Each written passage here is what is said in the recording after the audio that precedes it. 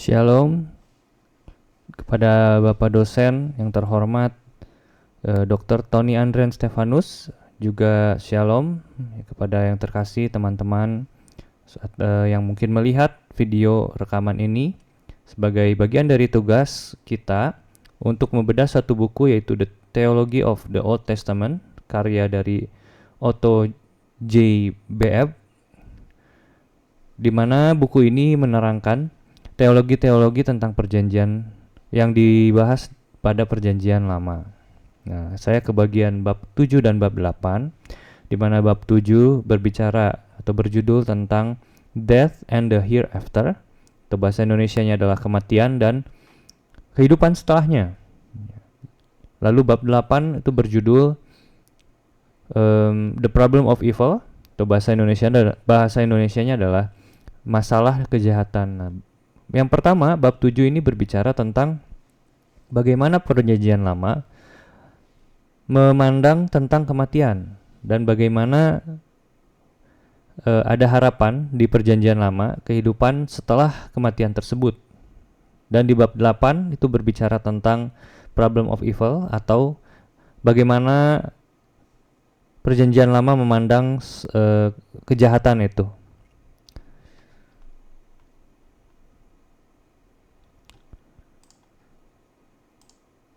Nah, pandangan tentang kematian, bagaimana perjanjian lama memandang tentang kematian. Nah, perjanjian lama itu memandang kematian berbeda dengan pandangan teologi modern, di mana kematian itu dilihat sebagai akhir yang tragis dan definitif dari kehidupan fisik. Ini juga muncul di mana orang Yunani memandang tubuh dan jiwa itu adalah sebuah unsur yang berbeda,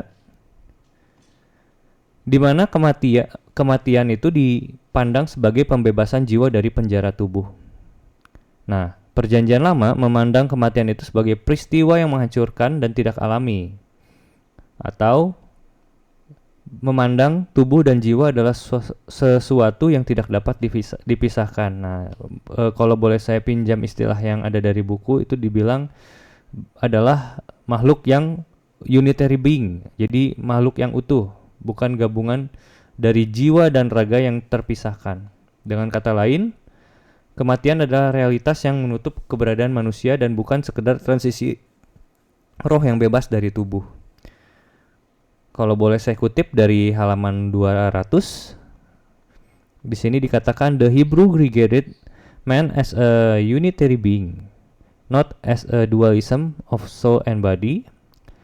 That was therefore the cessation of the whole man's life in the world of experience. Nah, ini berbicara seperti yang tadi saya sempat sampaikan, yaitu kematian adalah konsekuensi dari kejatuhan manusia dan adalah suatu kejadian di mana realitas duniawi itu tertutup. Tapi bukan berarti jiwanya itu keluar daripada tubuh, karena tubuhnya itu sudah mati, seperti itu. Ini saya kutip dua buah ayat, di mana di Kejadian 2 ayat 17 ini Tuhan berbicara, sebab pada hari engkau memakannya pastilah engkau mati. Nah, ini ayat yang menunjukkan Tuhan itu memberikan satu definisi tentang kematian, yaitu saat Adam tidak melakukan perintahnya Tuhan. Kemudian di Kejadian 3 ayat 19 adalah ayat yang menegaskan konsekuensi dari Adam dan Hawa yang jatuh ke dalam dosa. Sebab engkau debu dan engkau akan kembali menjadi debu. Nah, itu sebuah perpindahan ya, dari masa transisi dari satu titik ke titik yang lain. Nah, menurut buku ini, perjanjian lama memandang kematian sebagai sesuatu yang biasa terjadi dan terkesan sesuatu yang tidak begitu penting ya. Contoh kasusnya nih, kisah Yakub dan Esau. Ayah mereka Ishak dikisahkan usianya sudah tua dan mendekati kematian. Tetapi tetap yang diributkan itu adalah inti dari ceritanya tentang kesulungan dari Esau direbut oleh Yakub. Nah, padahal waktu kondisi papahnya itu Ishak sudah tua gitu, sudah mendekati kematian. Bahkan dikisahkan di situ kalau Ishak itu sudah tidak bisa melihat dengan jelas, sehingga Yakub dapat menipu ayahnya dengan menggunakan eh, kulit atau bulu domba, sehingga ia pikir kalau yang datang untuk diberkati itu adalah Esau. Kemudian ya, saat umat Israel keluar dari Mesir karena tulah yang membunuh anak-anak sulung. Nah ini anak-anak sulung ini kan mati ya, berada dalam posisi kematian. Tapi mereka, rakyat Israel itu bukannya berkabung atau berempati dengan keadaan bangsa Mesir, di mana saat itu bangsa Mesir walaupun menjajah mereka, tapi mereka diberi makan. Mereka walaupun diperbudak di situ, mereka kehidupannya terjaga. Kenapa bisa dibilang terjaga ya? Karena waktu mereka tersesat 40 tahun di padang gurun, mereka merasa lebih baik diperbudak di Mesir. Seperti itu. Tapi mereka waktu terjadi tulah ke-10 ini malah menjarah bangsa Mesir ya, mengambil apa yang daripada mereka gitu. Nah, kematian ini dipandang sesuatu yang tidak normal. Kenapa? Karena Tuhan menjadikan semuanya sungguh amat baik, sedangkan manusia itu memandang kematian adalah sesuatu keadaan yang tidak baik. Saya kutip lagi di bukunya di halaman 211.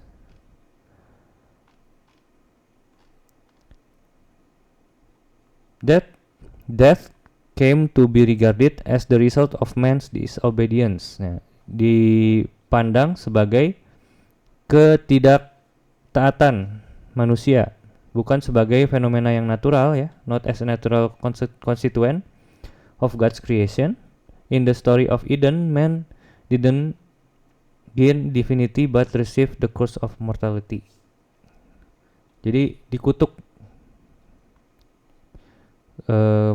kondisinya yang tadinya tidak bercacat celah, sehingga mereka itu hidupnya kekal sebenarnya. Saat mereka jatuh dalam dosa, mereka itu harus berjeri lelah, bahkan mereka itu harus mati. Karena kan tadinya serupa dan segambar dengan Allah. Itu yang pertama ya, pandangan tentang kematian. Kemudian buku ini juga membahas tentang suatu kultus kematian ya, atau pemujaan orang mati.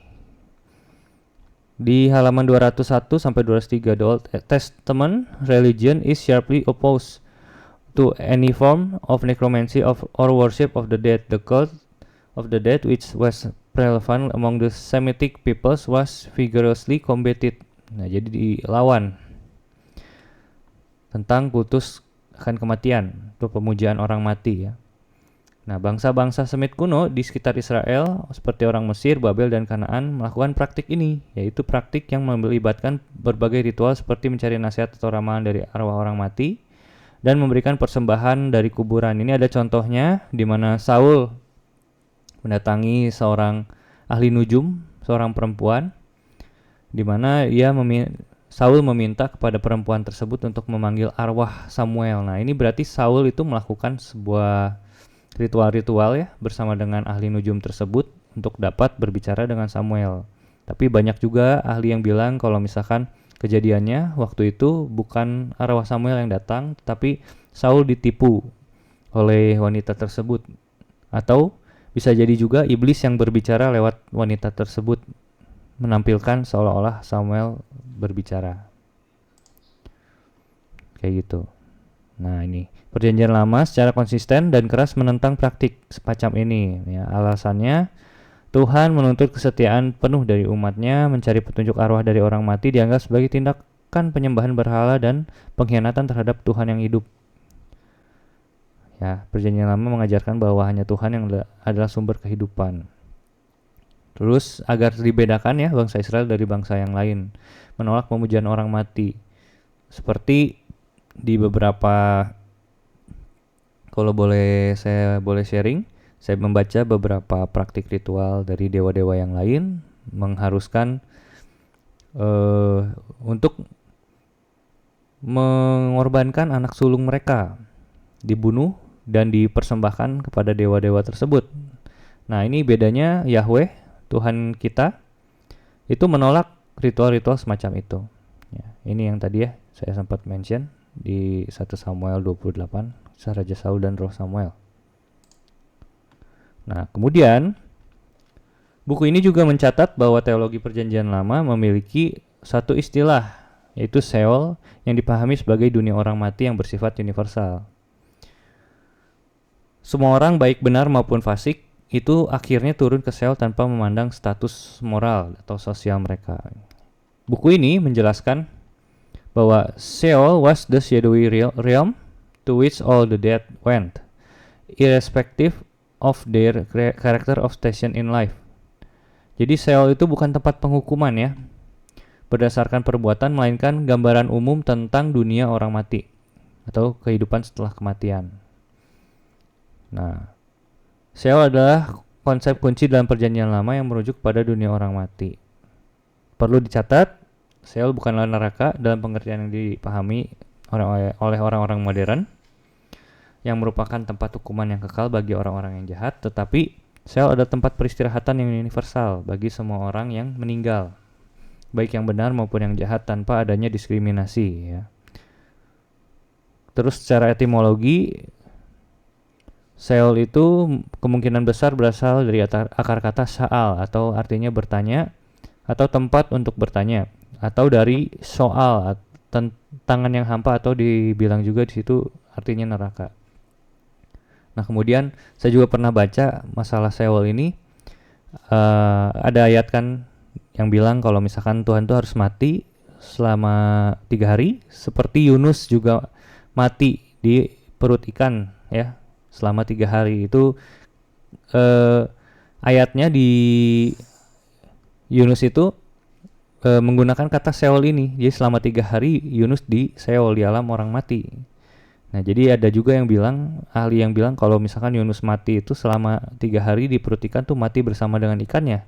Kemudian Tuhan bangkitkan, diangkat Yunus dari Sheol, dari dunia orang mati, dimuntahkanlah oleh ikan tersebut di tempat di mana Yunus itu harus pergi, yaitu Niniwe ya.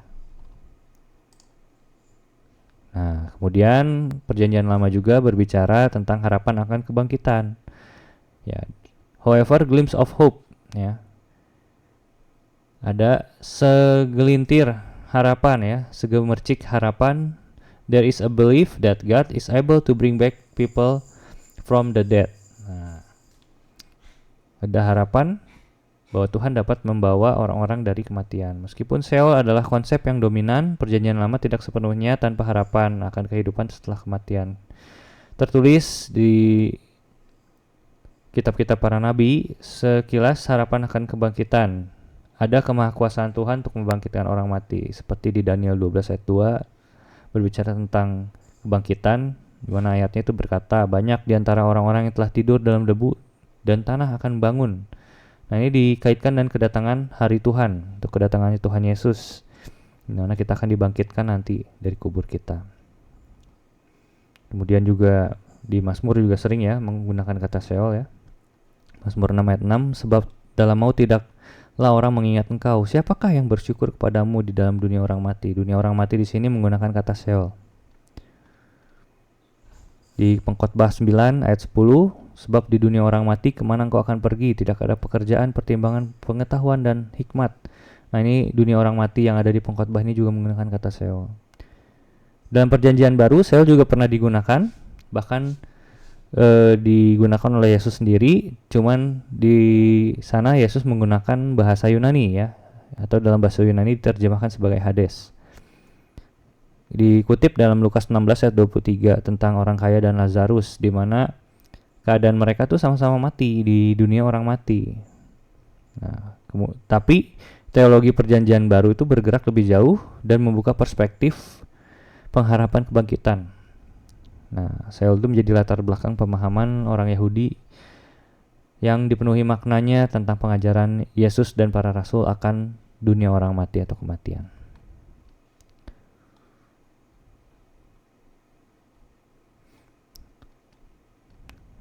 Nah, konteks kebangkitan di Perjanjian Lama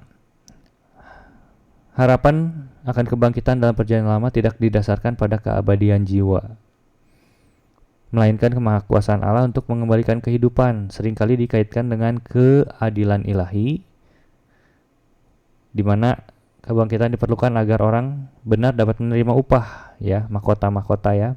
Kemudian pemulihan Israel, kebangkitan dipandang sebagai bagian dari janji Tuhan untuk memenuhi pemulihan umatnya menempatkan mereka dalam hubungan yang utuh kekal dengannya. Kemudian iman pada penebus. Iman Ayub adalah contoh utama menunjukkan bahwa harapan itu berakar pada keyakinan yang mendalam akan penebusan yang hidup yang akan mengalahkan maut. Nah, ini ayat-ayat pendukungnya. Kalau boleh saya kutip lagi di Daniel 12 ya. Pada waktu itu bangsamu akan terluput, yakni setiap orang yang didapati namanya tertulis dalam kitab itu, dan banyak dari antara orang-orang yang telah tidur di dalam debu dan tanah akan bangun. Itu yang tadi saya sempat bacakan ayatnya. Lalu kita lanjut ke bab 8, The Problem of Evil.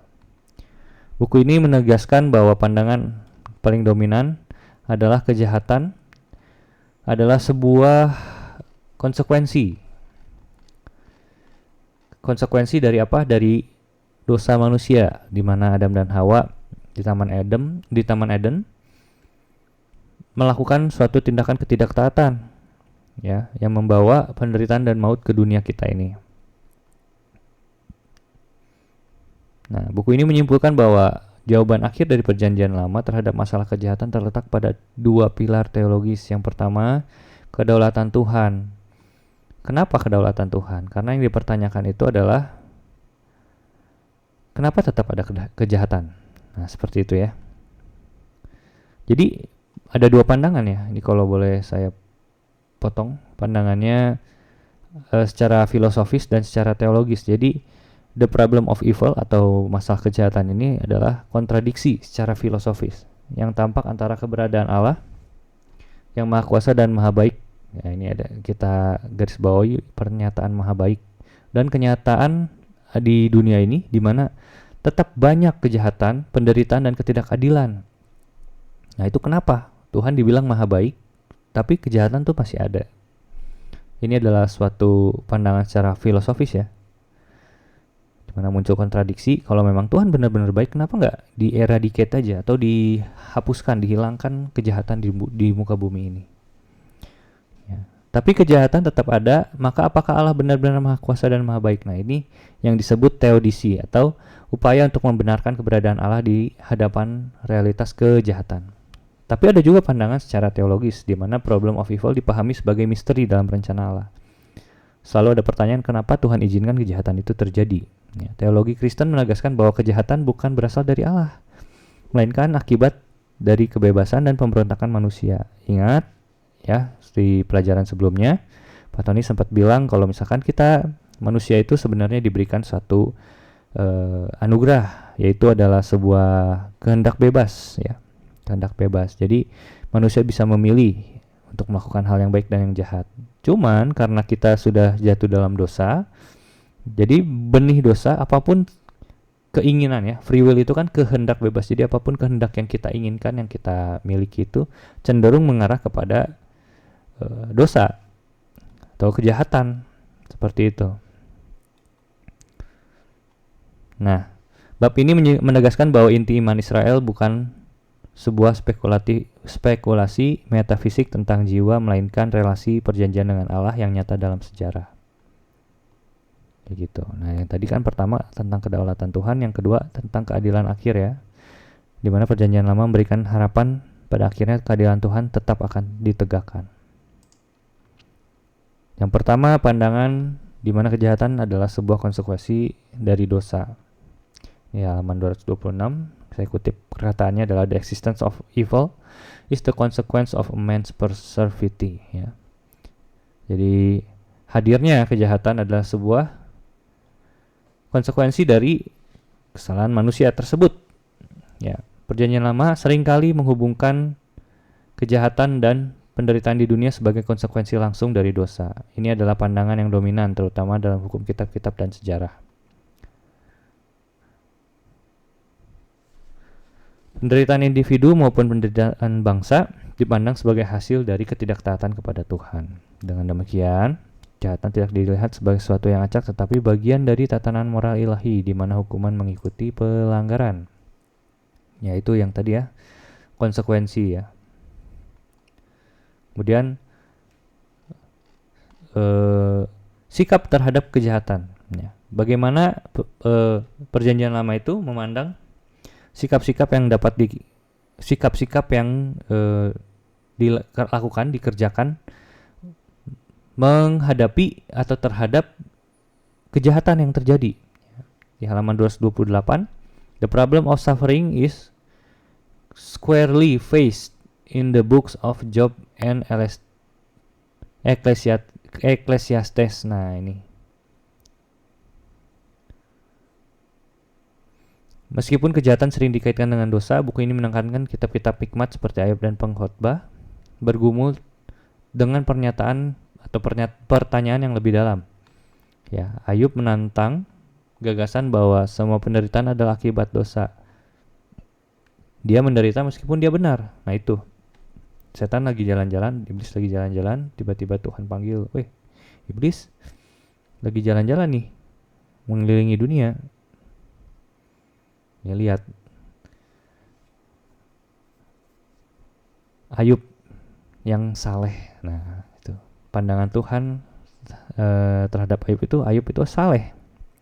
Tapi kenapa Tuhan izinkan untuk Ayub merasakan atau mengalami kejahatan itu ya?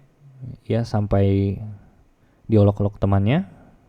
Kalau saya mau pakai kata dipertanyakan sama istrinya. Kenapa gitu? Apakah kamu berbuat kesalahan, ya kan? Nah, dia menderita meskipun dia benar, yang menunjukkan bahwa penderitaan dapat memiliki tujuan yang lain yang tidak dapat dipahami manusia. Sementara itu, Pengkhotbah mengajarkan bahwa banyak hal di dunia ini adalah kesia-siaan dan manusia memiliki pemahaman yang terbatas tentang keadilan Tuhan. Yep, itu benar ya, kita nggak pernah tahu rencananya Tuhan. Nah ini kedaulatannya Tuhan nih. Kenapa kita harus belajar ini ya? Allah berdaulat, tapi Allah juga hakim yang adil ya. God's sovereignty is not surrendered to man's evil ya. Kedaulatan Tuhan itu tidak kalah atas kejahatan manusia. Ya, poin ini adalah jawaban teologis utama terhadap masalah kejahatan. Meskipun ada kejahatan di dunia, Perjanjian Lama menegaskan bahwa Tuhan tetap berdaulat dan mengendalikan segalanya. Kejahatan tidak mengalahkan kekuasaan Tuhan atau rencananya. Sebaliknya, Tuhan dapat menggunakan bahkan kejahatan manusia untuk mencapai tujuan yang lebih besar. Seperti dalam kisah Yusuf ya, di mana dia tuh kan dijahatin sama kakak-kakaknya, dijual sebagai budak, lalu masuk penjara, dilupakan. Setelah itu masuk penjara, ya, dipanggil sebagai, sampai akhirnya bisa jadi tangan kanannya atau orang kepercayaan dari Raja Mesir ya, kayak gitu. Nah kemudian dikisahkan juga ya, karena Tuhan itu tinggi atas kedaulatannya, maka akan ada keadilan di akhir. The final answer to the problem of evil is found in the consummation of history, when God's righteousness and justice will be finally and completely vindicated. Ya, penegakan keadilan ilahi di akhir zaman. Meskipun orang jahat tampak makmur di dunia ini, Perjanjian Lama menjanjikan bahwa mereka akan dihukum pada akhirnya. Konsep ini memberikan harapan bagi orang-orang benar yang menderita, bahwa kebenaran akan menang dan keadilan Tuhan akan ditegakkan secara penuh. Jadi intinya kalau dari poin yang keempat ini, kalau misalkan kita berbuat baik, itu Tuhan lihat dan bahkan kita akan mendapatkan upahnya seperti itu. Ya, Jadi the problem of evil kuncinya itu adalah kedaulatan Tuhan, di mana Tuhan mengizinkan sesuatu terjadi itu pasti ada maknanya. Seperti itu. Pasti ada maknanya. Bahkan Tuhan sudah membantu kita dengan menurunkan atau memberikan kepada kita Roh Kudus untuk dapat menghadapi setiap kejahatan tersebut. Ya. Bahkan Roh Kudus itu pasti akan menuntun kita untuk melakukan hal yang baik.